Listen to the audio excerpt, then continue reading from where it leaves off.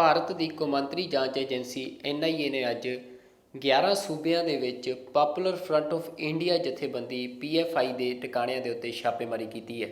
ਇਸ ਛਾਪੇਮਾਰੀ ਦੇ ਵਿੱਚ 100 ਤੋਂ ਵੱਧ PFI ਆਗੂਆਂ ਨੂੰ ਗ੍ਰਿਫਤਾਰ ਕੀਤਾ ਗਿਆ ਹੈ। NIA ਦਾ ਦੋਸ਼ ਹੈ ਕਿ PFI ਟੈਰਰ ਫੰਡਿੰਗ ਕਰ ਰਹੀ ਆ।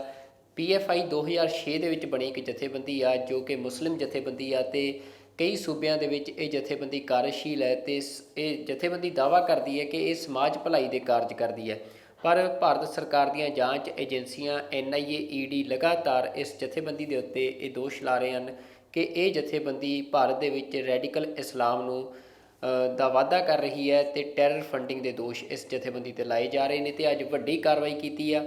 ਭਾਰਤ ਦੇ ਗ੍ਰਹਿ ਮੰਤਰੀ ਅਮਿਤ ਸ਼ਾਹ ਅਤੇ national security adviser Ajit Doval ਤੇ ਜਿਹੜੇ NIA ਦੇ ਹੁਣ ਡਾਇਰੈਕਟਰ ਜਨਰਲ ਨੇ, ਪਹਿਲਾਂ ਪੰਜਾਬ ਦੇ ਸਾਬਕਾ DGP ਦਿਨਕਰ ਗੁਪਤਾ, ਇਹਨਾਂ ਤਿੰਨਾਂ ਦੀ ਜਿਹੜੀ ਅਹਿਮ ਮੀਟਿੰਗ ਆ ਉਹ ਵੀ ਇਸ ਮਾਮਲੇ ਸੰਬੰਧੀ ਅੱਜ ਦਿੱਲੀ ਦੇ ਵਿੱਚ ਹੋਈ ਆ, ਜਿਹਦੇ ਵਿੱਚ ਉਹ ਇਹ ਸਾਰੀ ਕਾਰਵਾਈ ਦੇ ਉੱਤੇ ਨਜ਼ਰ ਰੱਖ ਰਹੇ ਨੇ।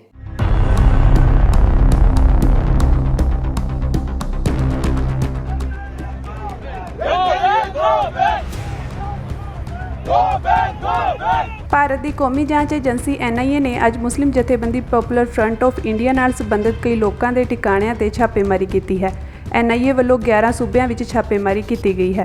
ਇਨ੍ਹਾਂ ਛਾਪਿਆਂ ਦੌਰਾਨ PFI ਦੇ ਕੌਮੀ ਪ੍ਰਧਾਨ OMS ਸਲਾਮ ਸਣੇ 106 ਜਣਿਆਂ ਨੂੰ ਹਿਰਾਸਤ ਵਿੱਚ ਲਿਆ ਗਿਆ ਹੈ। PFI ਤੇ ਟੈਰਰ ਫੰਡਿੰਗ ਦੇ ਦੋਸ਼ ਲਾਏ ਗਏ ਹਨ।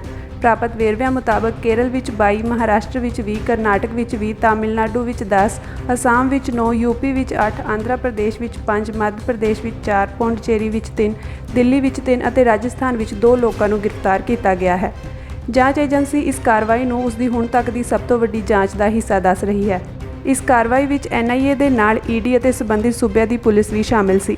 ਪੋਪੂਲਰ ਫਰੰਟ ਆਫ ਇੰਡੀਆ ਦੀ ਸਥਾਪਨਾ 2006 ਵਿੱਚ ਕੀਤੀ ਗਈ ਸੀ। PFI ਇੱਕ ਸਮਾਜਿਕ ਜਥੇਬੰਦੀ ਹੈ ਜੋ ਸਮਾਜ ਭਲਾਈ ਦੇ ਕੰਮ ਕਰਦੀ ਹੈ, ਪਰ ਭਾਰਤੀ ਜਾਂਚ ਏਜੰਸੀਆਂ ਦਾ ਦੋਸ਼ ਹੈ ਕਿ ਇਹ ਜਥੇਬੰਦੀ ਰੈਡੀਕਲ ਇਸਲਾਮ ਨੂੰ ਵਧਾ ਰਹੀ ਹੈ।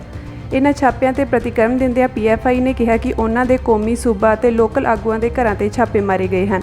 ਸੂਬਾ ਕਮੇਟੀ ਦੇ ਦਫ਼ਤਰਾਂ ਤੇ ਵੀ ਛਾਪੇਮਾਰੀ ਹੋਈ ਹੈ।